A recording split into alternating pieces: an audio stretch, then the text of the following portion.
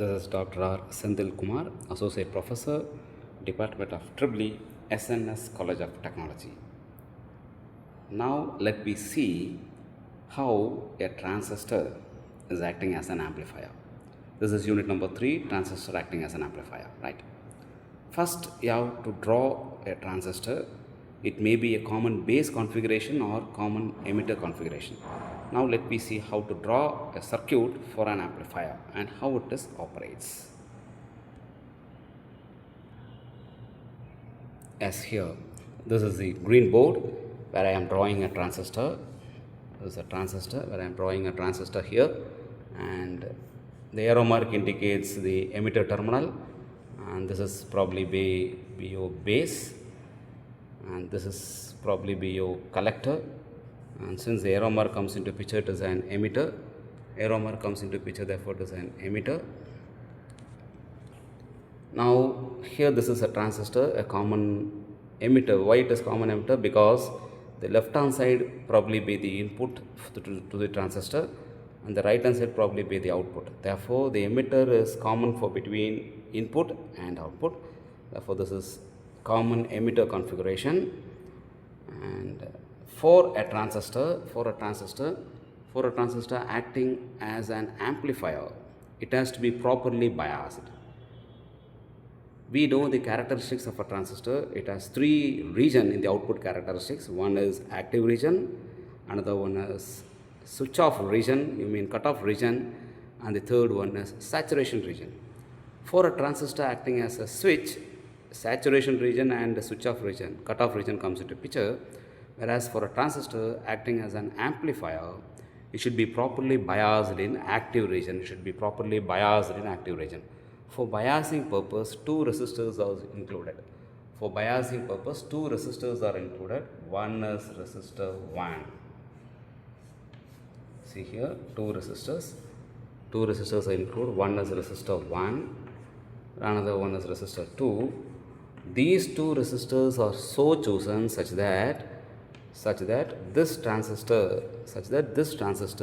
should be acted in active region. This R1 and R2 is so chosen such that this transistor should be in active region. Since the collector is the output, a resistor again comes into picture in the collector region.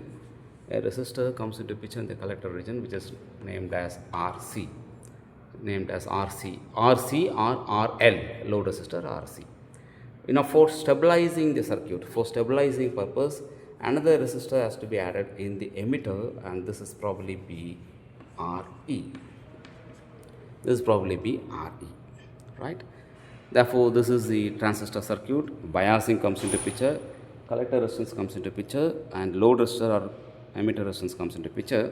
Therefore, you have to close the circuit. I am closing the circuit. Right? Now the input is given to the base. See here, this is the input. Probably be the AC is the input.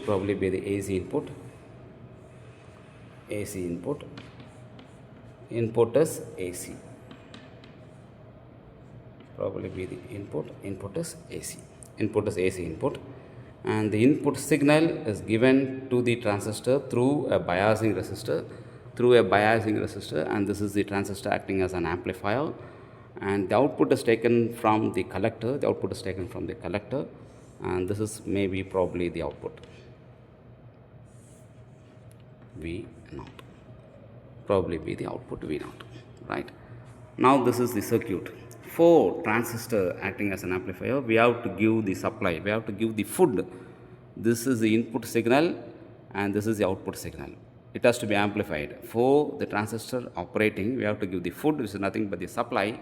The supply is given here, it is plus VCC. The supply is given here, just plus VCC, and one terminal is not enough, therefore another comes into picture, so nothing but your ground. Now this is the circuit, right? This is the circuit, transistor acting as an amplifier, which consists of biasing resistance, emitter resistance, and load or collector resistance.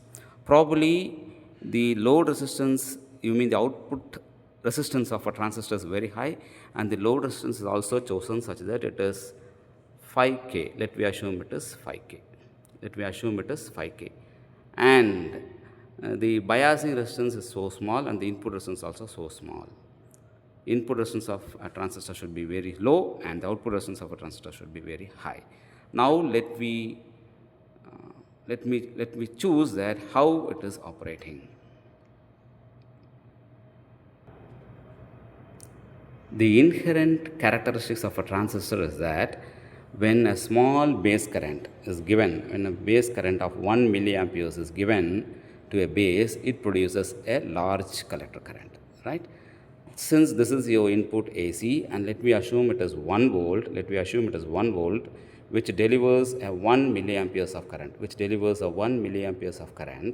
This 1 milliamperes of current will flow through the base of the transistor, and this as per the inherent characteristics, the transistor is amplified 1 milliamperes into 2 milliamperes. 1 milliamperes into 2 milliamperes. Now, this 2 milliamperes is flowing through this 5 kilo ohm resistance, which is very high. Therefore, as per the voltage drop of the collector current or the load current, 2 into 5 I into R, you mean 10 volt. Will appear across here. You mean 2 into 5K ohms. I into R 10 volt. 10 volt is nothing but the voltage drop across RL or RC, or RL or RC. See the circuit, the presentation shows a circuit, the input is AC. Right? Now, as per this board, again the input is AC, it is 2 milliamperes, the output is 10 volt. See here, as per the circuit, the total voltage, is VCC. Therefore, again the total voltage here is VCC. And this is 10 voltage, and this is your V0 output voltage. As per this KVL expression, VCC is nothing but V0 plus